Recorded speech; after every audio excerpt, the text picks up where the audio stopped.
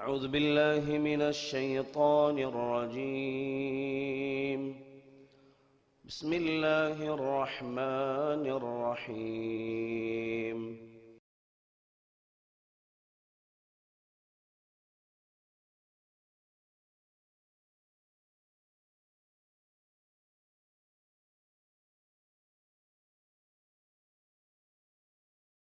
السلام عليكم ورحمة الله وبركاته. الحمد لله رب العالمين.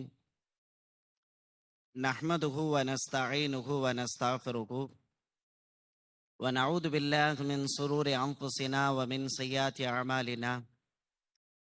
من يهده الله فلا مضل له ومن يضلله فلا هادي له. ونشهد أن لا إله إلا الله ونشهد أن سيدنا محمدا عبده ورسوله. أما بعد، فقد قال الله تعالى في القرآن العظيم وفي القرآن المجيد بعد أعوذ بالله من الشيطان الرجيم. بسم الله الرحمن الرحيم. يا أيها الذين آمنوا كتب عليكم الصيام كما كتب على الذين من قبلكم لعلكم تتقون. صدق الله. قال نبينا صلى الله عليه وسلم: إنما الأعمال بالنيات وإنما لكل امرئ ما نوى. صدق رسول الله صلى الله عليه وسلم. அளவற்ற அருளாளனும் நிகரற்ற அன்புடையோனுமாகிய அல்லாஹுவின் திருப்பெயரால் துவங்குவோமாக. இறைவனின் தூதாய் இறுதி தூதராய் உலகத்திற்கு வந்த முஹம்மது ரசூல் ஸல்லல்லாஹு அலைஹி வஸல்லம் அவர்கள் மீதும் அவர்களின் வாழ்க்கை வழிமுறைகளை வலுவாது பின்பற்றி நடக்கிற நம் அத்துணை பேர்கள் மீதும் வல்லோன் அல்லாஹுவின் கருணையும் கரிசனமும் பாதுகாப்பும் ஈர் உலகத்திலும் குன்றாமல் குறைவின்றி நின்று நிலவட்டுமாக என பிரார்த்தித்தவனாக வார்த்தையை துவங்குகிறேன். இறைவனுடைய மகத்தான கிருபையால் ரமலான் என்கிற அற்புதமான மாதத்தை அடைகிற வாய்ப்பை அல்லாஹ் நமக்கு உருவாக்கி கொடுத்திருக்கிறான். ரமலானுடைய 10 நோன்புகள் கடந்திருக்கிற நிலையிலும் கூட ரமலானை நாம் எப்படி எடுத்துக்கொள்ள வேண்டும் என்பதற்கான செய்திகள் கவனப்படுத்தப்பட வேண்டிய செய்திகள் இருக்கின்றன. வேற எந்த சமூகத்திற்கும் வழங்காத ஒரு சிறப்பு ரமலான் என்கிற மாதத்தை அல்லாஹ் நமக்கு கொடுத்தது. நோன்புகளை கூட பல சமுதாயத்திற்கு அல்லாஹ் வழங்கி இருக்கிறான். பல பேர் நோன்பு வைத்ததை குர்ஆன் பேசுகிறது. ஆனால் ரமலான் என்கிற ஒரு பேக்கேஜ், இது இந்த உம்மத்திற்கு மாத்திரமே அல்லாஹ் கொடுத்த பெரிய கிஃப்ட். இந்த சமுதாயம் எல்லா வகையிலேயும் பலவீனமாக இருந்தது. உடல்ல பார்த்தீங்கன்னா நாம பலவீனம். மலைகளை குடையக்கூடிய அளவுக்கு ஆற்றல் உள்ள ஒரு சமுதாயம் வாழ்ந்து போயிருக்காங்க. நம்மள்கிட்ட இருக்கக்கூடிய வயது ரொம்ப குறைவு. 60-70 சொச்சம் தான் என் உம்மத்தினுடைய வாழ்க்கை. அல்லாஹ்வுடைய தூதர் ஸல்லல்லாஹு அலைஹி வஸல்லம் சொன்னாங்க. சில பேர் கூடுதலா இருக்கலாம், குறைவா இருக்கலாம். 600 ஆண்டுகள் 700 ஆண்டு காலம் உலகத்துல வாழ்ந்த சமுதாயம் இருக்கிறது. அவங்களோடு ஒப்பிட்டு பார்க்கிற போது எல்லா வகையிலேயும் உடலால், உள்ளத்தால், வயதால் மிக குறைந்தவர்களாக, பலவீனப்பட்டவர்களாக இந்த இஸ்லாமிய சமூகம் ரசூலுல்லாஹ்வுடைய உம்மத் இருக்கிறது. இப்ப அல்லாஹ் திட்டமிட்டா எல்லா சமூகத்தை விடவும் இவர்கள் உயர்வுபடுத்தப்பட வேண்டும், இவர்கள் மேன்மைப்படுத்தப்பட வேண்டும் என்று அல்லாஹ் நாடினான். அப்ப அதுக்காக என்ன ஏற்பாடு செய்கிறானா, குறைந்த அமல்களில் அதிகமான நன்மைகள் கிடைப்பதற்கான ஏற்பாட்டை செய்கிறான். முதல் வேலை அல்லாஹ் என்ன செஞ்சானா, நம்முடைய பாவங்கள் கழிவதற்கான ஏற்பாட்டை செஞ்சான். ஒரு சமுதாயத்தினுடைய பாவம் கழியுமானால் அந்த சமூகம் உயர்ந்த சமூகமா மாறும். இவர்கள் தொழக்கூடிய தொழுகையால் பாவம் மன்னிக்கப்படுகிறது, நஃபிலான வணக்கங்களால் பாவம் மன்னிக்கப்படுகிறது, தான தர்மங்களால் பாவங்கள் மன்னிக்கப்படுகிறது. இவர்கள் ஒளி செய்தால் ஒளி செய்த தண்ணீர் உடல் உறுப்புகளில் இருந்து வெளியேறுகிற போது அது பாவத்தின் கண்ணீராக வெளியேறி விடுகிறது. அப்ப தானாகவே பாவங்கள் மன்னிப்பதற்கான ஏற்பாட்டை அல்லாஹ் என்ன செஞ்சான், ஒரு முன் ஏற்பாட்டை அல்லாஹ் செய்து கொடுத்தான். ரமலான் என்கிற ஒரு மாதத்தை கொடுத்தான். ஒரு இரவு லைலத்துல் கத்ர் இரவை நீங்கள் அடைந்து விட்டால் 1000 மாதங்கள் வணங்கிய நன்மை வழங்கப்படும். வெறுமனே 1000 மாதத்தை கொடுத்தா அப்பயும் நாம இப்படித்தான் இருப்போம். 1000 வருஷம் நீங்க வாழலான்னு வாய்ப்பு கொடுத்தா 1000 வருஷம் கழிச்சு யோசித்து பார்த்தா எவ்வளவு நாள் தூங்கி இருக்கோம், வியாபாரம் பண்ணிருக்கோம், லிஸ்ட் எடுத்து பார்த்தா அப்பவும் 1000 வருஷமும் காணாம தான் போகும். எனவே வெறும் வருட கணக்கு இவர்களுக்கு பயன் தராது. வருடம் குறைக்கப்பட்டிருக்கிறது, ஆனால் இபாதத்துகள் கூட்டப்பட்டிருக்கிறது. இபாதத்துகளின் எண்ணிக்கை குறைக்கப்பட்டிருக்கிறது, அதற்கு வழங்குகிற நன்மையை அல்லாஹ் உயர்வாக வைத்திருக்கிறான். எனவே இது இந்த உம்மத்திற்கு மாத்திரமே கிடைத்திருக்கிற மகத்தான அருள் என்பதை நாம மிகுந்த கவனத்தில் கொள்ள வேண்டும். இதுல நாம செய்யறதுல ரொம்ப முக்கியமான விஷயம் என்னன்னு பாத்தீங்கன்னா, மற்ற அமலுக்கும் ரமலானுடைய நோன்புக்குமான வித்தியாசம். மற்றது பூராமே செய்கிறது. ஒரு தொழுகை, தக்பீர் கட்டி, சூரத்துல் ஃபாத்திஹா, ருக்கு, சுஜூத், அத்தகையாத்து அப்படின்னு செயல்பாடுகள் எல்லாமே செயல். நோன்பு மட்டும்தான் செஞ்சுக்கிட்டு இருக்கிறத விட சொல்றான். நோன்புல ஒரு வித்தியாசம் என்ன, ஏற்கனவே செஞ்சு சாப்பிடுறத சாப்பிடாத, குடிக்கிறத குடிக்காத, ஆசைகளை அடைக்கிறே, இயல்பை பூரா நீ செய்யக்கூடாதுன்னு அல்லாஹ் உத்தரவிடுறான். செய்யாமல் இருப்பதற்கான பயிற்சியை இந்த ரமலான்ல மேற்கொள்கிறோம். இது எவ்வளவு பெரிய வாய்ப்பு. இயல்பாக செய்து கொண்டிருக்கிற ஒரு காரியத்தை செய்ய விடாமல் உத்தரவிடுகிறான். இறைவன் உத்தரவிட்டால் செய்யாமல் இருக்கிறேன். இது ஒரு அடிமையின் வெளிப்பாடு. அடிமைதான் எஜமானுடைய பேச்சை கேட்டு நடப்பான். நாம எல்லாம் இந்த ரமலானுடைய மாதத்துல இறைவனுடைய அடிமைகளாக மாறுகிற வாய்ப்பு நமக்கு கிடைக்குது. சகர் நேரம், காலை எழுந்து நீங்க நோன்பு வைங்கன்னு சொல்ற, சகர் நேரம் சாப்பிடுற நேரமே இல்லை. ஆனா நோன்பு வைங்கன்னு சொன்னே குழந்தைகளிலிருந்து பெரியவரிலிருந்து பெண்கள் வரை சகர் நேரத்தில் எழுந்து சாப்பிடுறாங்க. என் இறைவன் உத்தரவிடுகிறான். சாப்பிட்டா 3 மணி நேரத்துல உணவு செமிச்சிருது. 10 மணிக்கு நான் இயல்பா அடுத்த சாப்பாட்டுக்கு போனோம். திரும்ப மாலை 6:29 வரை 13 மணி நேரம் பசித்து கிடக்கிறோம். ஏன் சாப்பிடாம இருக்கோம்? ஒரு நிமிடம் சாப்பாடு லேட்டானாலும், 10 நிமிஷம் சாப்பாடு செய்யறதுக்கு லேட்டானாலும் கோபம் வந்துடும், பிரச்சனை ஆக்கிடுவோம். இங்க 13 மணி நேரம் சாப்பிடாம கிடக்கிறோம். நம்ம சாப்பிட்டாலும் யாருக்கும் தெரியாது, வெளியே போய் சாப்பிட்டு வந்தாலும் யாருக்கும் தெரியாது. ஈமானுடைய அளவு, அடிமைத்தனத்தின் வெளிப்பாடு. சாப்பிடாமல் இருக்கிறோம். தண்ணீர் குடித்ததுக்கு பிறகு தாகம் வருகிறது. தாகம் எடுத்தாலும் தண்ணி குடிக்காம 13 மணி நேரம் நாம வறட்சியோடு கிடக்கிறோம். அல்லாஹ்வுடைய உத்தரவை ஏற்றுக்கொண்டு எந்த பெண்ணை அல்லாஹ் திருமணம் முடிச்சு கொடுத்தானோ அந்த திருமணம் முடித்ததனுடைய நோக்கமே அந்த பெண்ணோடு குடும்ப வாழ்க்கை வாழ்வதற்கு. ரமலானுடைய பகல் காலங்களில் தனக்கு ஹலாலாக்கப்பட்ட மனைவியை கூட நீ தொடாமல் வாழ வேண்டும் என்று அல்லாஹ் உத்தரவிடுறான். இந்த ரமலான் மாதத்தினுடைய பகல் காலங்களில் கோடிக்கணக்கான முஸ்லிம்கள் என்ன செய்யறாங்க? தவிர்ந்து வாழ்கிறார்கள். அப்ப சாப்பாட்டை தவிர்க்கிறோம், தண்ணீரை தவிர்க்கிறோம், நம்முடைய ஆசைகளை, அனுமதிக்கப்பட்ட ஆசைகளை தவிர்க்கிறோம். ஒரு அடிமையால் மாத்திரம்தான் இப்படி வாழ முடியும். இந்த ரமலானுடைய மாதம் இறைவனின் அடிமை என்று வாழ்வதற்கான வாய்ப்பை நமக்கு உருவாக்கி தருது. இந்த ரமலானுடைய மாதத்துல நாம கடைபிடிக்க வேண்டிய முக்கியமான செய்திகள். இதை எப்படி நாம புரிஞ்சுக்கணும்? வருஷம் ரமலான் வருது, வந்துட்டு போயிருது. இப்ப பாருங்க 10 வந்ததே தெரியல. இப்பதான் நோன்பு தொடங்கின மாதிரி தெரியுது. அதுக்குள்ள 10 நோன்பு முடிச்சிட்டோம். அதுக்குள்ள 30 நோன்பு முடிச்சிடும். அடுத்த வருஷம் ரமலானுக்கு போயிருவோம். வருஷம் ரமலான் வரும், கடந்து போயிடும். இப்படி கடந்து போகிற ரமலானா வாழ்க்கையில் இருக்கக்கூடாது. இந்த ரமலானை எப்படி எடுக்கணும்னா, என் வாழ்க்கைக்கான பிரச்சனைகள் தீர்க்கப்படுகிற ரமலானா எடுக்கணும். இந்த ரமலானை எப்படி நாம நியத்து வைக்கணும்? என் வாழ்வியல் பிரச்சனை தீர்க்கப்படணும். உடலால் நான் பாதிக்கப்பட்டிருக்கிறேன், நோய் இருக்கிறது. இந்த ரமலானுடைய முடிவுக்குள் என் உடல் நோய் தீரணும். பொருளாதாரத்தில் எனக்கு பிரச்சனை இருக்கிறது, என் பொருளாதார பிரச்சனை இந்த ரமலானில் தீர்க்கப்படணும். என் வியாபாரத்தில் பிரச்சனை இருக்கிறது, என் வியாபாரத்தின் பிரச்சனை இந்த ரமலானில் தீர்க்கப்படணும். என் வீட்டுல நான் பெண் குழந்தையை வைத்திருக்கிறேன், மாப்பிள்ளை இல்லாமல் தேடிக்கொண்டிருக்கிறேன். இந்த ரமலானுடைய என் அழுகையும் தொழுகையும் என் துவாவும் என் பெண்ணுக்கு தேவையான ஜோடியை இறைவன் கொண்டு வந்து தந்தாக வேண்டும். என் வீட்டுல மாப்பிள்ளை இருக்காரு, பெண்ணுக்காக நான் தேடிக்கொண்டிருக்கிறேன். இந்த ரமலான் மாதத்தில் நான் கேட்கிற பிரார்த்தனைக்கு பிறகு என் மகனுக்கு தோதுவான ஜோடியான ஒரு பெண் கிடைத்தாக வேண்டும். வாழ்க்கையில் ஏற்பட்டிருக்கிற எல்லா பிரச்சனையும் தீர்வு ரமலானுக்குள் இருக்கிறது. அப்படி ரமலானை நாம அணுகிறதுக்கு முயற்சி பண்ணணும். திருக்குறான்ல அல்லாஹ் 2 நோன்பை பற்றி பேசுகிறான். ஒரு நோன்பு எதுன்னு பாத்தீங்கன்னா, மரியம் அலைஹிஸ்ஸலாம் ஏற்றுக்கொண்ட ஒரு நோன்பு. அல்லாஹ் ஒரு திட்டம் என்றால், உலகத்துல ஒரு குழந்தை வர வேண்டுமானால் ஆணும் பெண்ணும் தேவைப்படுவாங்க. நான் வித்தியாசமா செய்யணும்னு அல்லாஹ் நினைக்கிறேன். ஒரு பெண்ணை மட்டும் வச்சு நான் குழந்தையை கொண்டு வர்றேன். ஏற்கனவே ஆதிபிதாம் ஆதாமை தந்தை இல்லாமல் தாயும் இல்லாமல் பிறக்க வைத்தவன். திட்டம் போடுறான். ஜிப்ரீல் அலைஹிஸ்ஸலாத்தின் மூலமாக இறைவனின் உயிர் ஊதப்படுகிறது, ரூஹு ஊதப்படுகிறது. மரியம் அம்மா தாய்மை அடைகிறாங்க. குழந்தையை பெற்றெடுத்து தனியா இருந்து ஆறுதலுக்கு ஆள் இல்ல, ஆற்றுப்படுத்த ஆள் இல்ல, குழந்தையை பெற்றெடுத்து ஊருக்குள்ள வர்றாங்க. இந்த நிகழ்வை அல்லாஹ் குர்ஆன்ல பேசுறான்.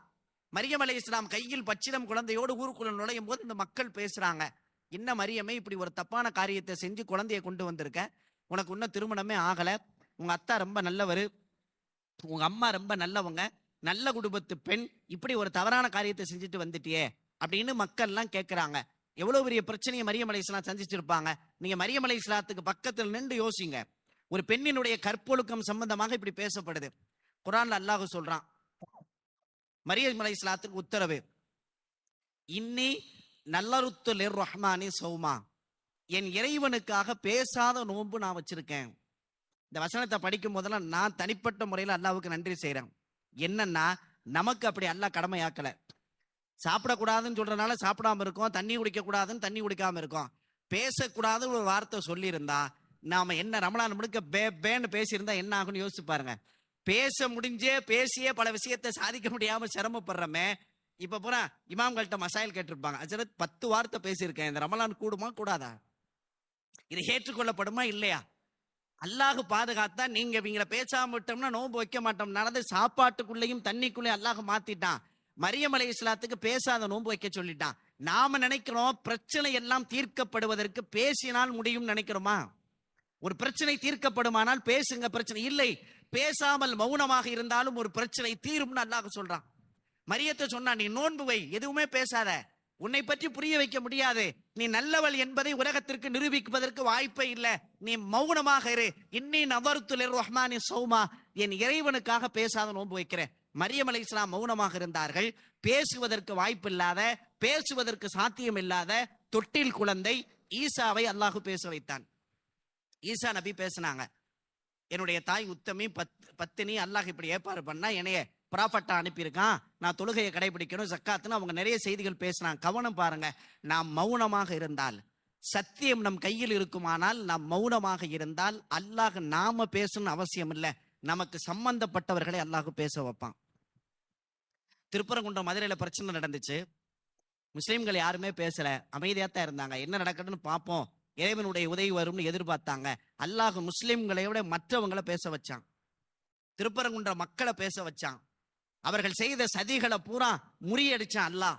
நாம் மௌனமாக ஈமானோடு எதிர்கொண்டால் அந்த பிரச்சனையை தீர்ப்பதற்கான வாய்ப்பு இருக்கு. மரியம் அலைஹிஸ்ஸலாத்திற்கு ஏற்பட்ட பிரச்சனையை போல உலகத்தில் ஒரு பிரச்சனை வர்றதுக்கு வாய்ப்பு இல்லை. அந்த பிரச்சனை நோன்பால் தீர்க்கப்பட்டது. நோன்பின் வடிவம் மாறுபட்டிருக்கலாம், நோன்புக்கான கட்டமைப்பு மாறுபட்டிருக்கலாம். மரியம் அலைஹிஸ்ஸலாம் மேற்கொண்ட நோன்பினுடைய வடிவங்கள் வேற இருக்கலாம். ஆனா மரியம் அலைஹிஸ்ஸலாம் நோன்புங்கிற வார்த்தையை தான் அல்லாஹ் குர்ஆன்ல பயன்படுத்தலாம். அப்ப நோன்பு பிரச்சனைகளுக்கு தீர்வு.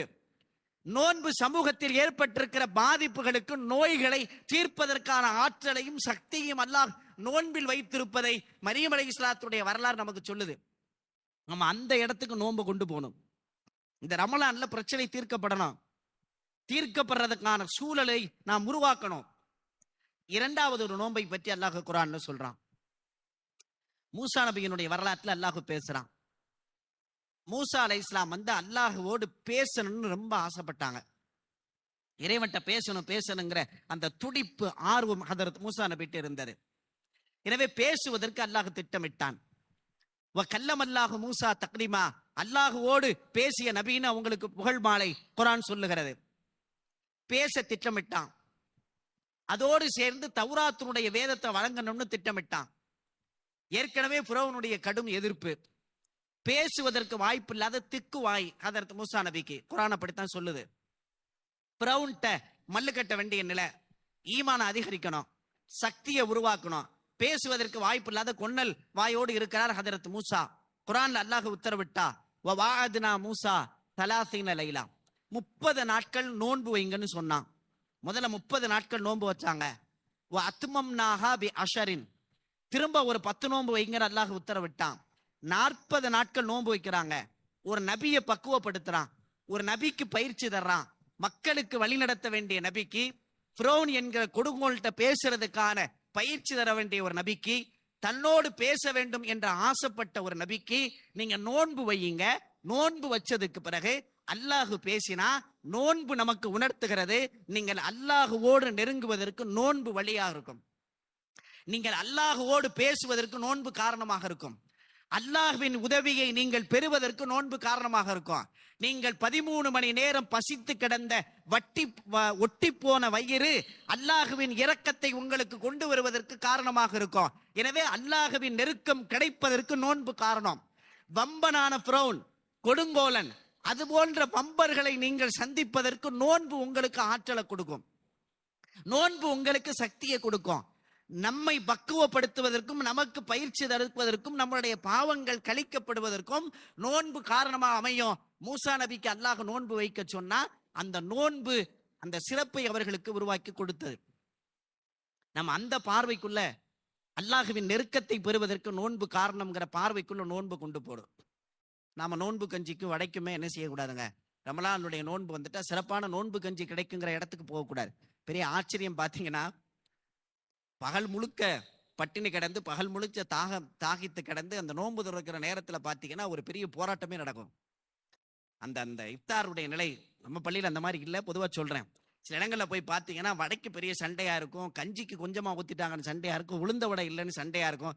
ஏன்னா காலையிலேருந்து பட்டினி கிடந்த, காலையிலேருந்து தாகித்து கிடந்த, கடைசி நேரத்தில் நோன்பு திறக்கிற 2 நிமிஷத்துல வடையில ஈமான பறக்க விடுகிற சூழ்நிலை உலகத்தில் ஏற்படுது. ரமலான்னா ஒரு பலவீனம்னு மனிதர்கள் புரிஞ்சு வச்சிருக்காங்க. நோன்பு வந்துட்டா ஓய்வு எடுக்கணும், நோன்பு வச்சுட்டா வேலை பார்க்க கூடாது, நோன்பு வந்துட்டா இல்லைங்க. நோன்பு தாங்க சக்தி, நோன்பு தாங்க ஆற்றல். சாப்பிட்றதான் பிரச்சனையை தவிர பட்டினி பிரச்சனை கிடையாது. இதுவும் சும்மா பட்டினி கிடைக்கல, இறைவனுக்காக உண்ணா நோன்பை கடைபிடிக்கிறோம். ஜூஸ் சாப்பிட்டுக்கலாம், பழங்கள் சாப்பிட்டுக்கலாம், மற்ற பொருட்களை சாப்பிட்டுக்கலான்ற விரதத்தினுடைய அமைப்பு கிடையாது. 13 மணி நேரம் எந்த உணவும் தண்ணீரும் உள்ள போகாம ஒரு நோன்பை கடைபிடிக்கிறோம். அல்லாவுக்காக மாத்திரம் தான் செய்ய முடியும். உலகத்துல கோடிக்கணக்கான மக்களை அதிகார வர்க்கத்தின் மூலமாக கூட நீங்க சாப்பிடாம இருங்கன்னு உத்தரவு போட முடியுமா? உலகம் செய்ய முடியுமா? வம்பர்களால் கூட உத்தரவு போட முடியாது. படைத்த இறைவன் உத்தரவு போட்டிருக்கிறான். பாசத்தோடும் கருணையோடும் இறைவனின் உத்தரவை ஏற்றுக்கொள்ள வேண்டும்னு கோடிக்கணக்கான மக்கள் நாம நோன்பு வைக்கிறோம்ல, இது நமக்கு சக்தி. இந்த நோன்பு தான் ஆற்றல், இந்த நோன்பு பவர். இஸ்லாமிய வரலாறு முழுக்க வாசிங்கன்னா நோன்பு தான் முஸ்லிம்களுக்கான வெற்றி மாதம். ஏன் எதிரிகள் பூரா ரமலான்ல பிரச்சனை பண்றான்? பாலஸ்தீனத்தினுடைய குண்டு பூரா ரமலான்ல போடுறான். என்ன காரணம்? அவனுக்கு தெரிஞ்சிருக்கு ரமலான் வந்துட்டா இவங்களுக்கு சக்தி கிடைச்சிடும், ரமலானை இவங்க பயன்படுத்தினா இவங்களுக்கு ஆற்றல் கிடைச்சிடும், ரமலானை இவர்கள் சரியான சூழலில் ரமலான் கிடைத்து விட்டால் இவர்களுக்கு கிடைக்க வேண்டிய ஈமானும் எக்குறுதியும் கிடைச்சுங்கிறதுனாலதான் ரமலான்ல பூரா நமக்கு பிரச்சனை பண்றாங்க. ரமலான்ல பூரா எதிர்ப்பு. இப்ப கூட மகாராஷ்டிரா மாநிலம் முஸ்லிம்களுக்கு வழங்கிய 4% இடஒதுக்கீடை தடை செய்திருக்கிறது இந்த ரமலான்ல. ரமலான பூரா நமக்கு பிரச்சனையா, ஏன்னா நமக்கு தெரியல, எதிரிக்கு தெரிஞ்சிருக்கு. இந்த ரமலானை இவர்கள் பயன்படுத்தினால் இவர்களுக்கு சக்தி கிடைச்சிடும். வரலாறு நமக்கு தெரியும், பத்ரு யுத்தகலம் ரமலான்ல தான் நடந்துச்சு. ரமலானுடைய 17 நோன்பு வரலாறு தெரியும், நம்ம லேசா கடந்துருவோம். 17 நோன்பு சஹாபாக்கள் பேரித்தம்பளம் தண்ணீரை குடித்து கொண்டு ஒட்டி போன வயிறோடு சஹாபாக்கள். எண்ணிக்கையும் 300 சொச்சம். ஆயுதங்கள் இல்ல, ஒடிஞ்சு போன ஆயுதம், வாகனிப்பதற்கு வாகனம் இல்ல. இந்த சூழல்ல 300 சொச்சம் பேர் நிக்கிறாங்க. படை திரண்டது மக்காவில் இருந்து. ஆயிரக்கணக்கான எண்ணிக்கையில் எதிரிகள். நியத்தை என்னன்னா முஸ்லீமை பூரா கருவறுத்தணும், இனிமேல் முஸ்லீம் ஒருத்தன் கூட மக்காவில் இருக்கக்கூடாது திட்டத்தோட கிளம்புறாங்க. நிரம்ப ஆயுதம், வழிநடுக வாகனித்து வருவதற்கு வாகனம், பாட்டு, ஆடல், இசை, அழகிகளோடு ஆடிக்கொண்டு வர்றாங்க. அங்க கொஞ்சம் பேர் தான் இருக்கா, போனா அடிச்சு அவங்களை போல வெட்டி தோசம் செஞ்சிருவோம்னு வெறி கொண்டு கிளம்பி வருகிறார்கள். மக்காவினுடைய குறைஷி தலைவர்கள், பெருங்கொண்ட அபுஜஹிலை போன்ற பெருங்கொண்ட கூட்டம் பூரா கிளம்பி வருது. முஸ்லிம்களை அழிச்சிடலாம்னு வாய்ப்பே இல்லை, சான்ஸே இல்லை. முஸ்லிம்கள் வெற்றி பெறதுக்கு வாய்ப்பே இல்லை. வெற்றி அறிவை கொண்டு யோசித்தால் முஸ்லிம்களுக்கு வெற்றிக்கு வாய்ப்பே இல்லை. அல்லாஹ் உதவி செஞ்சான். இறைவனுடைய ஆற்றலை நாம புரிஞ்சுக்கிறோம். நம்ம அறிவை கொண்டு யோசித்து இப்படித்தான் கிடைக்கும் நினைச்சோம்னா அப்படி கிடைக்காது. இந்த ரூட் வர்றதுக்கு எப்படி வாய்ப்பு இருக்கு, இது எப்படி சரியாகுமா? நம்ம அறிவுக்கு அது அறிவு நிற்கிற இடத்தில் தான் அல்லாஹ்வுடைய ஆற்றல் துவங்கும். இஸ்லாத்தினுடைய எல்லா அல்லாஹ்வுடைய சக்தியை பூரா அறிவு கொண்டு யோசிக்காதீங்க, சிந்தனை கொண்டு யோசிக்காதீங்க. நம்ம அறிவு எவ்வளவு தூரம் வேலை செய்யுமோ, வேலை செய்து எந்த இடத்தில் நம்ம அறிவு முற்று பெறுமோ, அறிவு முற்றுப்படுகிற இடத்தில் அல்லாஹ்வுடைய ஆற்றல் அங்கிருந்து தான் துவங்கும். இது அல்லாஹ்வுடைய ஆற்றல். அப்ப பத்ர் களத்துக்கு வர்றாங்க. 1000 மலக்குகள் அல்லாஹ் அனுப்புறான். என்ன நினைச்சுனே தெரியல, வாளை கையில ஏந்துறதுக்கு முன்னாடி தலை கீழே விழுகுது. வெண்ணிறை ஆடைகளோடு சாட்டையின் சத்தத்தோடு யாரையோ பார்த்தோம்னு பத்ர் களத்துல சஹாபாக்கள் பேசினாங்க. ரமலான்ல தானே வெற்றி கிடைச்சிட்டு, தோத்து போகலையே, துவண்டு போகலையே. வெற்றி பெறுவதற்கு வாய்ப்பு இல்லாத முஸ்லிம்கள் ரமலானில் வெற்றி பெற்றார்கள். இது வெற்றிக்கான மாதம், இது களிப்புக்கான மாதம், இது கொண்டாட்டத்திற்கான மாதம். இது சோர்வோடும் சோம்பலோடும் கவலையோடும் இருக்கிற வேலைகள் அனைத்தையும் விட்டு விட்டு ஓய்வெடுக்கிற மாதம் அல்ல இந்த மாதம். உழைக்க வேண்டிய மாதம் இந்த மாதம். இபாதத்துகள்ல கூடணும், வேலையும் கூடணும், எதுவுமே செய்யாது, எந்த பாதிப்பும் வராது. நம்ம இயல்பாக செஞ்சு பழகல. நம்ம மைண்ட் செட்ல என்னன்னா, அப்படி ஒரு விஷயத்தை உருவாக்கிட்டாங்க. ஒரு ஒரு ஒரு சிப்பு உள்ள வைக்கப்பட்டு ரமலான் மாசம் தொடங்கிட்டா இந்த வேலை பார்க்கக்கூடாது, எல்லாம் பிளான் பண்ணி முடிச்சுட்டு எவ்வளவு தூரம் தூங்க முடியுமோ, எவ்வளவு தூரம் ஓய்வு எடுக்க முடியுமோ, எவ்வளவு தூரம் இந்த காரியத்தை செய்ய முடியுமோ. நான் ஓய்வு தவறுன்னு பேசல, இது ஓய்வுக்கான மாதமே இல்லை, இது உழைப்புக்கான மாதம். ஈமானுக்காக உழைங்க. வியாபாரத்துக்கு உழைக்க வாய்ப்பு இல்லை, அந்த செட்டப்பை மாத்திட்டோம்னா ஈமானுக்காக உழைங்க, நம்மளுடைய நம்பிக்கைக்காக உழைங்க. தொழுகையிலும் குர்ஆன் ஓதுவிலும் தௌபா செய்வதிலையும் சதக்கா செய்வதிலையும் அதிகமான இறைவனுடைய நெருக்கத்தை அமைதியா அமர்ந்து கூட அல்லாஹோட நிறைய பேசுங்க. பேசுற பழக்கமே நம்ம இல்லாம போயிருச்சு. அல்லாஹோடு பேசுங்க, அல்லாஹ் கேட்பான், அல்லாஹ் பதில் தருவான். அல்லாஹ்வுடைய உதவி நமக்கு விரைவாக கிடைப்பதற்கான வாய்ப்பு உருவாக்கும். யார்கிட்ட எதை சொன்னாலும் பயமாயிரும், அவங்க எப்படி எடுத்துக்குவாங்கடே. நீங்க அல்லாஹ்ட்ட சொல்ற எல்லா விஷயத்திற்கான தீர்வுகள் நமக்கு கிடைக்கும். ஃபத்ஹு மக்கா 8ஆம் ஆண்டு ரமலானுடைய பிறை 10, எந்த பிரச்சனையும் இல்லாமல் முழுவதுமாக மக்கா வெற்றி கொள்ளப்பட்டது. மக்கால வாழ்றதுக்கு முஸ்லிம்களுக்கு அனுமதி இல்லை. 13 ஆண்டு கால மிகப்பெரிய போராட்டம். ஒட்டக குடலை கொண்டு வந்து ரசூலுல்லாஹ் மேல போட்டாங்க, கல்லால எரிஞ்சாங்க, விரட்டி அடிச்சாங்க, தொழுவதற்கு அனுமதி மறுக்கப்பட்டது. மக்காலிருந்து மதீனாவுல போய் அகதியா வாழ்ந்தாங்க. அந்த சூழல்ல கத்தி இல்ல, ரத்தம் இல்ல, யுத்தம் நடக்கல, மக்கா ரசூலுல்லாஹ்வுடைய கைக்கு வந்துச்சு. ஃபத்ஹு மக்கா, மக்கா வெற்றி கொள்ளப்பட்டு வந்தது ரமலானுடைய மாசத்துல. வெற்றிகள் பூரா அங்க இருக்கு. நம்மை ஒழிக்க நினைத்தவர்கள் எவ்வளவு பெரிய ஆச்சரியம் பாருங்க. முஸ்லிம்கள் நுழையக்கூடாது என்று விரட்டப்பட்ட மக்காவில முஸ்லிம்களை தவிர யாரும் நுழையக்கூடாது என்கிற சூழலை ரசூலுல்லாஹ் உருவாக்கி கொடுத்தாங்க. முஸ்லிம்கள் தொழக்கூடாது என்று மறுக்கப்பட்ட ஒரு தேசத்தில் ஃபத்ஹு மக்காவினுடைய வெற்றிக்கு பிறகு இன்றைய வரை முஸ்லிம்களை தவிர மற்றவர்கள் உள்ளே நுழைய முடியாது என்கிற அதிகாரத்தினுடைய மிகப்பெரிய வெற்றி ரசூலுல்லாஹ்வுக்கு ஃபத்ஹு மக்காவில கிடைச்சது. அது ரமலான்ல சாத்தியப்பட்டது. நம்முடைய சூழ்ச்சிகளை இந்த ரமலான்ல முறியடிப்பதற்கான வாய்ப்புகளை நாம மேற்கொள்ளணும். நமக்கு எதிரான சக்திகள் ஒன்று திரண்டு இருக்கிற போது அந்த சக்திகளுக்கு எதிராக நம் கையில் கிடைத்திருக்கிற மிகப்பெரிய ஆயுதம் நோன்பு. அந்த நோன்பை நாம பயன்படுத்தணும். நம்ம அந்த இடத்துக்கு ரமலானை நாம கொண்டு போல, நம்முடைய பசிய ஆயுதமா மாத்துறதுக்கு நாம பயன்படுத்தணும். நம்ம பிள்ளை ஒரு கேட்கிறான், ஒரு பொருளை வாங்கி தர மாட்டோங்கிறோம், சாப்பிட மாட்டேங்கிறான். இல்லை எனக்கு சாப்பாடு வேணாம், இது வாங்கி தர மாட்டேங்கிறாரு வாப்பா. அப்படின்னே மகன் சாப்பிடலோடனே தாங்க முடியல. டேய் நீ எப்படியாவது சாப்பிட்றான், நாளைக்கு வாங்கிடுவோம்டா, சாப்பாடு அவனுக்கு கூட சாப்பிட்றா. ஒரு நேரம் சாப்பாடை நம்ம பிள்ளை சாப்பிடாம இருக்கும்போது தாங்க முடியல. மனைவி இல்லைங்க நான் சாப்பிட மாட்டேன் எனக்கு வேணான்னு முறைக்கிறா. திரும்ப அதை சரி பண்ணி கரெக்ட் பண்ணி ஊட்டி விட்டாவது திரும்ப அதை லெவல் பண்றதுக்கான வேலைகளை பார்க்குற. ஒரு நேர உணவு வேணான்னு சொல்லிட்டா ஏத்துக்கிற முடியல. சாப்பிட மாட்டேங்கிறா. நம்ம கண்ணு முன்னாடி சொன்னா இறைவன் அளவுக்கு இரக்கமானவர்கள் இல்லை. நாம இறைவனோடு ஒப்பிட முடியாத அளவுக்கு நமக்கு இரக்கம் அப்படி இல்லை. ஆனா நமக்கு சம்பந்தப்பட்டவங்க ஒரு நேர உணவு சாப்பிடாம போனா என்ன இருக்கு கேட்க முடியுதா? நீ சாப்பிட்டா சாப்பிடு, சாப்பிடாட்டி போ அப்படின்னு சொல்ல முடியல நம்மளால. அப்படின்னா படைத்த இறைவன் கருணை கொண்டவன். பசித்து ஒரு கூட்டம் கிடக்கு, தாகித்து ஒரு கூட்டம் கிடக்குனா இது நமக்கு கிடைச்ச ஆயுதம், இது நமக்கு கிடைச்ச ஒரு மிகப்பெரிய சந்தர்ப்பம். இதை நாம பயன்படுத்த முயற்சி செய்யணும். உமர் முக்தார் செய்தி நினைவுக்கு வருது. போர்க்களத்துக்கு எதிரிகளோடு சண்டை போட தயாரா நிக்கிறாரு. எதிரிகள் பூரா ஏவுகணை அணுகுண்ட தயார் பண்ணிக்கிட்டு இருக்காங்க. உமர் முக்தாருடைய படத்தை பார்த்திருப்பீங்க. கிழட்டு சிங்கம், தாடிகள் எல்லாம் நரைத்து போன சூழ்நிலையில் இருப்பாரு. இவர் பாத்தீங்கன்னா கத்தி, வாளு, பட்டாக்கத்தி இதை பூரா ரெடி பண்ணிக்கிட்டு இருக்காங்க. அவங்களுக்கு தகவல் கிடைக்குது, அவங்க பூரா ஏவுகணையை தயார் பண்ணிக்கிட்டு இருக்காங்க. இவர் பூரா பட்டாக்கத்தியை தயார் பண்ணிக்கிட்டு இருக்காரு. அப்ப அவருடைய படை தளபதிகள்லாம் போய் கேட்குறாங்க, என்னங்க அவங்க பூரா ஏவுகணையும் இதெல்லாம் தயார் பண்ணிக்கிட்டு இருக்காங்க, நீங்க பட்டாக்கத்தியை வச்சுக்கிட்டு இருக்கீங்க, தூக்குறதுக்கு முன்னாடி சுட்டுப்படுவாங்களே, இது என்னங்க நம்ம எங்க ஜெயிக்க போறோம்னு. அப்ப அவர் ஒண்ணுமே சொல்லாம அமைதியா கேட்டிருக்காரு. ஏவுகணைன்னா வானத்துல ஏறி தாக்குமா? ஆமா. எவ்வளவு தூரம் அது வானத்தின் பக்கம் மேலே ஏறி பறக்கும் அப்படின்னு கேட்டிருக்காரு. இவங்க எங்களுக்கு ஏவுகணைனா என்னன்னே தெரியாது, அது எவ்வளவு உயரத்துல பறக்குன்னு எங்களுக்கு எப்படி தெரியும்? அது அது எவ்வளவு கிலோமீட்டர் போகும்னு. அப்படி கேட்கலப்பா, ஏவுகணை எவ்வளவு தூரம் பறக்கும்னா அரிசை தாண்டி பறக்குமான்னு கேட்டிருக்காரு. அரிசை தாண்டி ஏவுகணை பறக்குமா? எப்படிங்க அரிசை தாண்டி பறக்கும்? அரிசி கீழே ஏண்டா, அரிசி கீழே பறக்கிற ஏவுகணையை கண்டு ஏண்டா நமக்கு அச்சம்? அரிசிக்கு மேல இருக்க அல்லாஹ் நம்ம டீம்ல இருக்கானே. அரிசிக்கு கீழே பறக்கிற ஆயுதத்தை கையில் வைத்துக் கொண்டு எதிரிகள் இருக்கிறார்கள். அரிசை ஆட்டி படைக்கிற அல்லாஹ் நம்ம பக்கம் இருக்கான். பத்ர் போர்க்களத்தில் எதிரிகள் கையில் எல்லாம் இருந்தது, ஆயுதம் இருந்தது, ஆட்கள் இருந்தது, அழகுகள் இருந்தார்கள். முஸ்லிம்கள் படையில் அல்லாஹ் இருந்தான், வெற்றி கிடைச்சது. எதிரிகள்கிட்ட எல்லாம் இருக்கலாம். இன்னைக்கு மீடியாக்கள் அவங்க பக்கம், அதிகாரம் அவங்க பக்கம், அவங்க நினைச்ச காரியத்தை பூரா அவங்க செய்யறாங்க. நமக்கு தேவை என்ன தெரியுமா? அல்லாஹ் நம்ம பக்கம் இருக்கானான்னு மட்டும் தான் பார்க்கணும். அல்லாஹ்வை நம்ம பக்கம் கொண்டு வர்றதுக்கு என்ன வேலை செய்யணும்? அது நமக்கு கிடைச்ச ஆயுதம் ரமலான் தான்.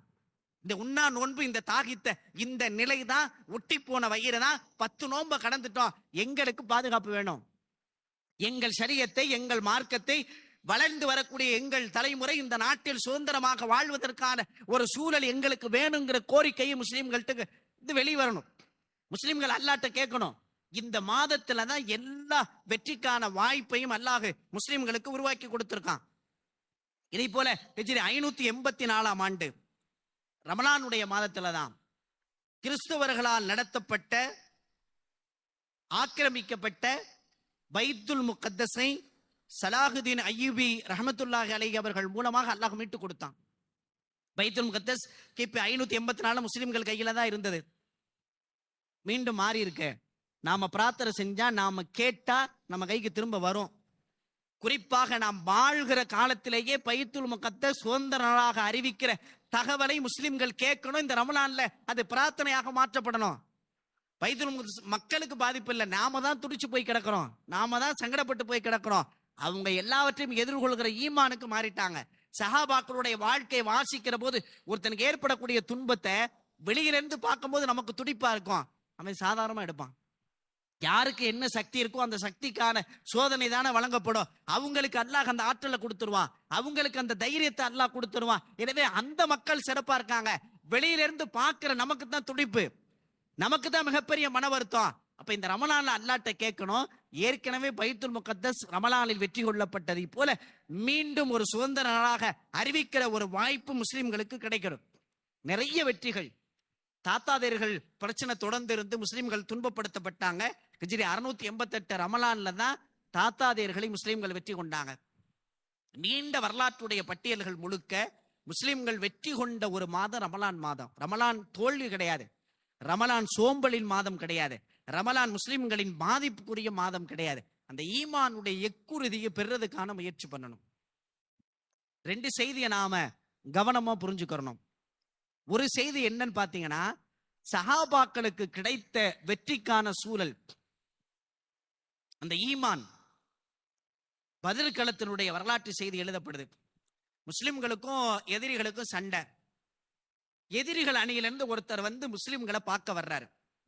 என்ன இவங்க எந்த தயாரிப்புல இருக்காங்க, என்ன செய்யறாங்க அப்படின்னு பார்த்துட்டு வருவோன்னு சொல்லி உமைர் இப்னு வஹப் அல் ஜுமஹ் அப்படிங்கிற ஒருத்தரை அனுப்பி வைக்கிறாங்க. அவர் வந்து முஸ்லிம்களுடைய படையப்புறம் பார்க்கிறார், உளவு பார்க்கிறார். இங்க குர்ஆன் ஓதிக்கொண்டு சில சஹாபாக்கள், தொழுகையில ஈடுபட்டு சஹாபாக்கள். காலையில பார்த்தா ஆயிரக்கணக்கான எதிரிகளோடு நாம மோத போறோம்ங்கிற பயம் இருக்கணுமா இல்லையா? அந்த அச்சம் இல்ல, பயம் இல்ல, ஆலோசனை இல்ல. இவங்க பயந்து போய் கிடப்பாங்கன்னு வந்து பார்த்தா வித்தியாசமா இருக்கு. இந்த வந்து பார்த்த உளவாளி போய் மக்கத்து குறைசிகளுக்கு தகவல் சொல்றாரு. நான் போய் பார்த்தேங்க. ரொம்ப வரலாற்று சிறப்பு மிக்க வார்த்தை அவர் பேசினார். நான் போய் பார்த்தேன். கதராய்தயா மாஷிருல் குரைஷ், குறைஷி மக்களே, அங்கே ஒரு காட்சியை நான் பார்த்தேன். அல் பலாயா தஹ்மிலுல் மனாயா, அவர்களுடைய ஒட்டகங்களை பார்த்தேன். அந்த ஒட்டகங்கள் சோதனைகளை சுமந்து கொண்டு வருகிறது. அந்த ஒட்டகத்துல போனா பொருள் இல்ல, ஆயுதம் இல்ல, உங்களுக்கான சோதனைகளை சுமந்து கொண்டு அந்த ஒட்டகம் வருகிறது. அடுத்து ஒரு வார்த்தையை சொல்லுகிறார், தஹ்மிலுல் மௌத்த, உங்கள் மரணத்தை அந்த ஒட்டகம் சுமந்து கொண்டு வருது. மக்காவினுடைய ஒட்டகத்துல அந்த முஸ்லிம்களுடைய ஒட்டகம் எப்படி வருதுன்னா, உங்களுக்கான மரணத்தை சுமந்து கொண்டு வருது. சஹாபாக்களும் மரணத்தை பத்தி கவலைப்படல, அந்த அச்சப்படல. ஒரு போர்க்களத்துல சொர்க்கம் கிடைக்கும்னு சொன்ன போது பேரித்தம்பளம் சாப்பிட்டால் கூட நேரம் தவறிடுமேன்ட்டு பேரிச்சம்பளத்தை தூக்கி எரிஞ்சு போர்க்களத்துல போய் உயிர் கொடுத்தாங்களா இல்லையா? கந்தல் துணி இருந்தது, ஒட்டி போன வயிறு இருந்தது, பார்ப்பதற்கு பங்கரைகளாக இருந்தார்கள். உலகம் மிரண்டது, உலகம் அச்சப்பட்டது. இன்னைக்கு சொகுசு வாழ்க்கைக்குள்ள போயிட்டோம். பந்தாக்கள் கூடிருச்சு, ஆடைகள்ல சொகுசு கூடிட்டோம். எல்லாரும் அடிக்கிற இடத்துக்கு வந்துட்டோம், எல்லாராலையும் அவமானப்படுத்தப்படுகிற இடத்துக்கு வந்துட்டோம். அப்ப வாழ்க்கையை நாம புதுப்பிக்கணும், வாழ்க்கையை மாற்றி அமைக்கணும். இறைவனின் பால் சாருவதற்கான சூழலை முஸ்லிம்கள் உருவாக்கி கொள்ளணும். அந்த இடத்துல நாம குறை வச்சிருக்கோம். நம்முடைய குழந்தைகளுக்கு சொல்லுங்க, யதார்த்தமா அல்லாஹ்வை பத்தி நாங்க பேசுறோம், எங்க வீட்டுல பேசியிருக்கோம், அடிக்கடி நாங்க அல்லாஹ்வை பத்தி பேசுவோம். சொல்லுங்க, நாடகம் பேசுவோம், படத்தை பத்தி பேசுவோம், ட்ரெஸ்ஸை பத்தி பேசுவோம், வேற எத்தனையோ விஷயங்களை, அடுத்தவனை பத்தி கழுவி ஊத்துற விஷயங்களை பேசுவோம். அல்லாஹ்வை பத்தி எவ்வளவு தூரம் பேசியிருக்கோம், என்ன குழந்தைகளுக்கு அறிமுகப்படுத்தியிருக்கோம். ஒரு தவறு செய்யறான்,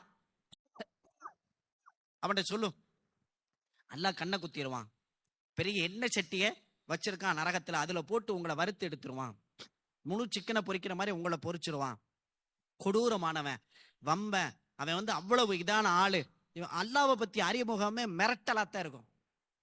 அல்லாஹ் அருளாளன், அல்லாஹ் கருணை உள்ளவன், நீ செய்கிற பாவங்களை அல்லாஹ் மன்னிக்க கூடியவன், நீ கேட்கிற துஆக்களை அங்கீகரிக்க கூடியவன், உன் தேவைகள் அனைத்தையும் நீக்கக்கூடியவன் அல்லாஹ். அல்லாஹ்வோடு பேசு, அல்லாஹ்வோடு தொடர்பை, அல்லாஹ்ட்ட கேளு. எது வந்தாலும் அல்லாஹ் அல்லான்னு அல்லாஹ்வை பற்றிய நினைவை உருவாக்குவதற்கான சூழலை நாம கற்றுக் கொடுத்திருக்கோமா நம்முடைய குழந்தைகளுக்கு? இந்த ரமலான்ல அல்லாஹ்வின் பற்றிய நெருக்கத்தை உருவாக்கணும். அதனாலதான் நமக்கு அல்லாஹ்வுக்கு நமக்கு மத்தியில ஒரு கேப் விடப்பட்டு கொண்டே இருக்கிறது, இந்த இடைவெளி இருக்கு.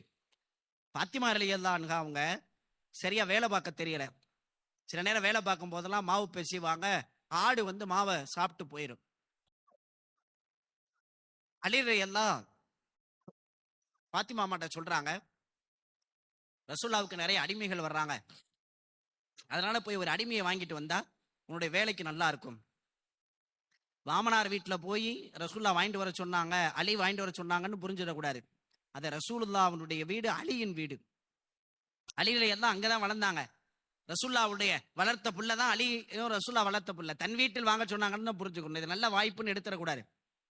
இவங்க போய் பாத்திமா அம்மா கேட்கறாங்க ரசூலுல்லாஹ்ட்ட, இந்த மாதிரி ஒரு அடிமை இருந்தா நல்லா இருக்கும், வர்றாங்களேன்னு. உடனே ரசூலுல்லாஹ் சொன்ன பதில் ஹதீஸ் அப்படித்தான் வருது. நீ இரவு தூங்குறதுக்கு முன்னால சுபஹானல்லாஹ் 33 தடவை, அல்ஹம்துலில்லாஹ் 33 தடவை, அல்லாஹ் அக்பர் 34 தடவை ஓதிக்க அப்படின்னு சொல்றாங்க. அந்த அம்மா கேட்டு வந்துருச்சு. அடிக்கடி இதை சொல்றது உண்டு. ஒருத்தர் கடன் கேட்டு வர்றாரு, ஒரு பணம் கொடுங்க, ரமலான் தேவை, 2000 ரூபா வேணும். உனக்கு காசை கொடுக்கணும், இல்லாட்டி என்ன சொல்லணும், என்கிட்ட காசு இல்லைங்க. நான் அவர்கிட்ட நீ சுப்ஹானல்லாஹ் 33 தடவை, அல்ஹம்துலில்லாஹ் 33 தடவை, அல்லாஹ் அக்பர் 34 தடவை ஓதுங்கன்னு சொன்னா நல்லா தனியா இருந்த, ஏன் இப்படி ஆச்சு? என்ன ஒன்னு கேட்டா காசை கூட இல்லைன்னு சொல்லு, நீ எதுக்கு இப்படின்ற ஒரு கேள்வி வருமா? ரசூலுல்லாஹ்ட்ட அந்தமா கேக்குது. பிள்ளைகள் கேட்டா பாசத்திற்குரிய மகள், என் இதய துண்டு ரசூலுல்லாஹ் சொன்னாங்க. கேட்டா ஒண்ணு உதவியை கொடுத்துருக்கணும், இல்ல அப்படி நம்ம பர்சனலா எடுக்க கூடாதுன்னு பதில் வந்திருக்கும். ரசூலுல்லாஹ் சொல்லல. ஹதீதை ஆழமாக கவனித்தா நமக்கு புரிய வேண்டிய செய்தி என்னன்னு பாத்தீங்கன்னா, ரசூலுல்லாஹ் தன்னுடைய மகளுக்கு பயிற்சி கொடுத்தாங்க. என்னன்னா, எப்பவுமே ஒரு தேவை, அதை நம்ம செஞ்சோன்னே அது முடிவுக்கே வராது. தேவைக்கான ஆற்றல் அது இன்னொரு தேவையை துவக்கி வைத்து கொண்டே இருக்கும். வீடு கட்டினோடனே முடிஞ்சிருதான்னு பாருங்களேன். ஒரு வீடு கட்டிட்டோம், அதோட ஆசை முடியுதா? அந்த வீட்டுக்குள்ள அடுத்த கட்டத்துக்கு போவோம், அடுத்த கட்டத்துக்கு போவோம், அடுத்துன்னு ஒரு காரியம் துவக்கி கொண்டே இருக்கும், முடிவே பெறாரு. ரசூலுல்லாஹ் சொன்னா, மனிதனுடைய ஆசை எப்படி கபருக்குள்ள உட்கார்ந்து மண்ணை போடுற வரைக்கும் அந்த ஆசை முடியாது. நாங்க எப்பவும் தேவை முடிவுக்கே வராது. உனக்கு ஒரு அடிமையை கொடுத்துறோம், கொடுத்தா உன் பிரச்சனை முடியுங்கிறியா? ஒரு அடிமை கொடுத்தா பத்தாது, இன்னொரு அடிமை கொடுமன்னு நிப்ப, அல்லது வேற ஒண்ணு நிவர்த்தி தாவன்னு கேட்ப. ஒரு தேவை எப்போதும் பூர்த்தி ஆகாது. அப்ப அது முடிவே இல்லை. இது ஒண்ணு கொடுத்தா பிரச்சனை மாறாது. ரசூலுல்லாஹ் உணர்த்தி கொடுத்தாங்க. அப்ப ஒரு தேவையை நிவர்த்தி செய்ய முடியாது. சரி, இப்ப என்கிட்ட கேட்கிறீல, நான் உயிரோடு இருக்கிறேன், என்கிட்ட கேட்கிற, நான் மௌத்தாயிட்டா யார்கிட்ட போய் கேட்ப? நம்முடைய குழந்தைகளுக்கு கற்றுக் கொடுக்க வேண்டிய செய்தி. ரசூலுல்லாஹ் மௌத்தாகி அடுத்த 6 மாசம் கழிச்சு தான் ஃபாத்திமா மௌத்தானாங்க. நான் இறந்து போனதுக்கு பிறகு உனக்கு ஒரு தேவை வந்தா யார்கிட்ட போய் கேட்ப? இன்னைக்கு எல்லாவற்றையும் பெற்றோர்கள் உறுதுணைன்னு கொடுத்ததுனால எல்லாவற்றையும் எதிர்ப்பதற்கு பிள்ளைகள் பழகுறாங்க. எங்க அம்மா வீடு இருக்க பாத்துக்கிறேன், எங்க அத்தா வீடு இருக்க பாத்துக்கிறேன், நாங்க அங்க போய்க்கிறோம், எங்களுக்கு அவங்க சப்போர்ட் இருக்கு, அவங்க பாத்துக்கிடுவாங்க. எனவே இந்த வாழ்க்கை தேவான குடும்பத்தை உடைக்கிறதுக்கு அதான காரணம். நாம கொடுத்த தைரியம், நான் வளர்த்த வளர்ப்பு என்னன்னா, அவங்களுக்கு ஒரு முரட்டு தைரியத்தை உருவாக்கி கொடுத்துட்டோம். ஒரு கண்மூடித்தனமான நம்பிக்கையை அவங்களுக்கு நாம ஆதரிச்சு கொடுத்துட்டோம். அதனால எல்லாவற்றையும் தாண்டுவதற்கு பழகுறாங்க, எல்லாவற்றையும் எதிர்ப்பதற்கு பழகுறாங்க. நாங்க படிச்சிருக்கோம், நாங்க சம்பாதிக்கிறோம், இந்த பழங்கால இஸ்லாமிய கலாச்சாரத்தோடு ஒட்டி வாழணும்னு அவசியம் இல்லைன்னு உடைக்கிறதுக்கு முயற்சி பண்றாங்க. ரசூலுல்லாஹ் கற்றுக் கொடுத்தாங்க, நான் இருக்கிறனால என்கிட்ட கேட்கிற, நான் இல்லாட்டி நீ என்ன செய்வ? அப்ப என்னன்னா, உன் வாழ்க்கையில் எந்த தேவைகள் வந்தாலும் நீ கேட்க வேண்டிய இடம் அல்லாஹ். எப்படி கற்றுக் கொடுத்தாங்க? செருப்பினுடைய வாறு அருந்து போனாலும் அல்லாட்ட கேளு. இப்ப அருந்து போனா தூக்கி போட்டு வேற செருப்பு வாங்கிடுறோம். அருந்து போனா 10 ரூபா கொடுத்து செருப்பு தச்சிடலாம். அது பெரிய விஷயம் இல்ல. என் வாழ்க்கை நடக்கிற எல்லா தேவையும் அல்லாட்ட தான் நான் கேட்பேங்கிற சிந்தனையை ரசூலுல்லாஹ் உருவாக்கி கொடுத்தாங்க. பாத்திமா அம்மாவுக்கு சொன்னாங்க, உனக்கு தேவை வந்துச்சும் போது அல்லாட்ட கேளு. சுபஹான் அல்லாஹ், அல்லாஹ் பரிசுத்தமானவர், உன் உள்ளத்திற்குள்ள ஏற்று. வெறுமே தஸ்பீகாக ஓதுவதற்கு அல்ல. சுபஹான் அல்லாஹ் சுபஹான் அல்லாஹ் என்பது மந்திர சொல். அதை வெறுமனே வார்த்தையில் உச்சரிப்பதல்ல, வாழ்க்கையில் பின்பற்றுவதற்கு. உன் தேவைகளை போக்குகிற ஆற்றல் அவனுக்கு மாத்திரம்தான் உண்டு. அல்லாஹ்வால மாத்திரம்தான் தீர்த்த முடியும், அல்லாஹ்வால் மாத்திரம்தான் திருப்திப்படுத்த முடியும், அல்லாஹ்வால் மாத்திரம்தான் உதவியை கொடுக்க முடியும். சுபஹான் அல்லாஹ், அவன் பரிசுத்தமானவன். எனவே அவன்கிட்ட கேளு. நீ கேட்கிறத அவன் சந்தோஷப்படுறான், அவன் விரும்புறான், அவனாலதான் கொடுக்க முடியும். அல்ஹம்துலில்லாஹ், அல்லாஹ்வுக்கே எல்லா புகழும். புகழ்கள் அவனோடு சேர்ந்தது. பிரச்சனைகளை தீர்ப்பதற்கான ஆற்றல் அவனோடு சேர்ந்தது. தேவைகளை போக்குவதற்கான ஆற்றல் அவனோடு சேர்ந்தது. புகழ் அவனுக்குரியது. நான் இருக்கேன்னு என்கிட்ட கேட்டேன்னா என்னாலேயே எல்லாத்தையும் செய்ய முடியும். எனக்கு அந்த ஆற்றல் இருக்கு, எனக்கு அந்த சக்தி இருக்கு, என்னால அந்த பிரச்சனையை தீர்க்க முடியும். இல்ல, புகழுக்குரியவன் அவன் தான். அவன்கிட்ட தான் கேட்கணும். அவன்கிட்ட கேட்டு அவன் ரூட்டு வழியா வேண்டுமானால் என்னை செய்ய வைப்பதற்கான வாய்ப்பை உருவாக்கி கொடுப்பா. அல்லாஹ் அக்பர், அவன்தான் பெரியவன். ரசூலுல்லாஹ் பாத்திமா அம்மாவுக்கு கற்றுக் கொடுத்தாங்க, அவங்களும் மௌனமா கேட்டுட்டு போனாங்க. அந்த தஸ்பீகத்தான் நீங்கள் தூங்குவதற்கு முன்னால் என்ன செய்யுங்க, ஓதிட்டு தூங்குன்னு செய்தி நமக்கு நடைமுறைக்கு வந்தது. வெறும் உச்சரிப்பதற்காக அல்ல, வாயில் புழங்குவதற்காக அல்ல, அது வாழ்க்கையில் கொண்டு வரும். அப்ப அல்லாஹ்வின் பக்கம் நம்முடைய நெருக்கம் இந்த ரமலான்ல தான் அது சாத்தியம், இந்த உண்ணா நோன்புல தான் சாத்தியம். நம்முடைய பேச்சுக்கள், நம்முடைய வார்த்தைகள் சும்மாவாது அல்லா அல்லான்னு சொல்லி பாருங்க. சும்மாவாது அல்லா அல்லாங்கிற வார்த்தையை புழங்குங்க. குழந்தைகளுக்கு சொல்லுங்க, அல்லாட்ட பேசு, அல்லாட்ட கேளு. ஒரு விஷயம் வாங்கி தரீங்களா, வாங்கி கொடுத்ததுக்கு பிறகு யாரு வாங்கி கொடுத்தா? அத்தா வாங்கி கொடுத்தாருல, இது அல்லாஹ் வாங்கி கொடுத்தான்னு சொல்லுங்க. குழந்தைகளை சொல்ல வைங்க. அப்படி ஒரு உணர்வை கொண்டு வாங்க. ஒரு தேவை வந்துச்சா முதல்ல ஏமா தொழுதுட்டு அல்லாட்ட கேளு, அப்புறம் அந்த பொருளை வாங்கறதுக்கு பயிற்சி பண்ணுவோம். போய் வாங்கிட்டு இது அல்லாஹ்வுடைய ஏற்பாடுமா, இந்த பொருளாதாரத்தை அல்லாஹ் கொடுத்தான், அல்லாஹ் கொடுத்ததுனாலதான் உனக்கு வாங்கி கொடுக்க முடிஞ்சிச்சு, அல்லாஹ் ஏற்பாடு செஞ்சான், அதனாலதான் இந்த நேரம் கிடைச்சிச்சு, அல்லாஹ்வுடைய உதவி, அதனால நீ கேட்ட பொருள் கிடைச்சது. நீ கேட்ட பொருளும் கூட உனக்கு கிடைத்தது அல்லாஹ் செஞ்ச ஏற்பாடு. வாயில கொண்டு போய்கிட்டு இருக்கும்போது படக்குன்னு விழுந்துரும், மண்ணில் விழுந்துரும், எடுத்து சாப்பிட முடியாது. எல்லாம் உடைச்சு உரிச்சு பக்கத்துல கொண்டு போன நமக்கான ரிஸ்க்கு அல்லாஹ் எழுதினா தான் நம்ம கையில கிடைக்கும். அப்ப இது கிடைச்சதுன்னா அல்லாஹ்வுடைய உதவி. அப்ப அல்லாஹ்வுடைய உதவி நமக்கு கிடைச்சிருக்கு என்று அல்லாஹ்வை பற்றிய சிந்தனையை உருவாக்கணும். இந்த ரமலான்ல நாம புரிந்து கொள்ள வேண்டிய ஒரு செய்தி என்னன்னா, இந்த ரமலான் நமக்கு கடைசி ரமலானாக இருக்கலாம். கடந்த வருஷம் நோன்புல இருந்தவங்க பூரா இந்த வருஷம் நம்மளோட இருக்காங்களா? கூட்டாளிகள், உடன் பிறந்தவர்கள், பக்கத்துல நோன்பு கஞ்சி குடிச்சவங்க, நம்ம பார்த்தவங்க, பழகினவங்க, இந்த ரமலானில் வாய்ப்பா? இந்த ரமலானை நாம முழுமைப்படுத்துறதுக்கு வாய்ப்பு இருக்கா? அடுத்த ரமலானில் மீண்டும் இதற்கான ஒரு சந்தர்ப்பம் கிடைப்பதற்கு வாய்ப்பு இருக்கா? இதுதான் நமக்கு கடைசி ரமலான். அடுத்த ஆண்டு கிடைத்தால் அல்லாஹ் கொடுத்த அருள், அப்போது நியத்தை அப்ப மாத்திக்கிடுவோம். இந்த ரமலான் எனக்கு இறைவன் கொடுத்த கடைசி ரமலான். கடைசி ரமலான்ங்கிற சிந்தனை வந்துட்டா அப்படி எப்படி பயன்படுத்துவோம்? 2 மாசம் தாங்க இருப்பார், அதுக்கு மேல இல்லைன்ட்டா என்ன ஆகும் நம்முடைய வாழ்க்கை நிலைமை? அப்ப இந்த ரமலான் நமக்கு கடைசி ரமலானாக இருக்கும்னு மனசுக்குள்ள ஏத்து நாம யோசிக்க ஆரம்பிச்சனா, நம்முடைய தொழுகைகள், நம்முடைய துஆக்கள், நம்முடைய பாவ மன்னிப்புகள், இந்த ரமலானை புரிந்து கொள்வதற்கான முயற்சிகள்ல மிகப்பெரிய மாற்றம் ஏற்படும். எனவே இந்த ரமலானை, இது மிகப்பெரிய ஆயுதம், இது மிகப்பெரிய பவர். இந்த சார்ஜை நாம உள்ள ஏத்திட்டோம்னா 11 மாசத்தையே நாம என்ன செய்யலாம், மிக வெற்றியாக சொல்வதற்கான வாய்ப்பு நமக்கு கிடைக்கும். எனவே சாதாரண ரமலானாக இந்த ரமலானை கடத்தி விடாமல், இந்த ரமலானில் கிடைக்கிற ஈமான் என்கிற அந்த எக்குறுதி சக்தியை நம்முடைய இதயத்தில் ஏந்துவதற்கான நல்ல வாய்ப்பையும் சந்தர்ப்பத்தையும் உலகம் முழுக்க இருக்கிற அத்தனை முஸ்லிம்களுக்கும் அல்லாஹ் வழங்குவானாக. வாஹிர் தஅவானா அனில் ஹம்துலில்லாஹி ரப்பில் ஆலமீன்.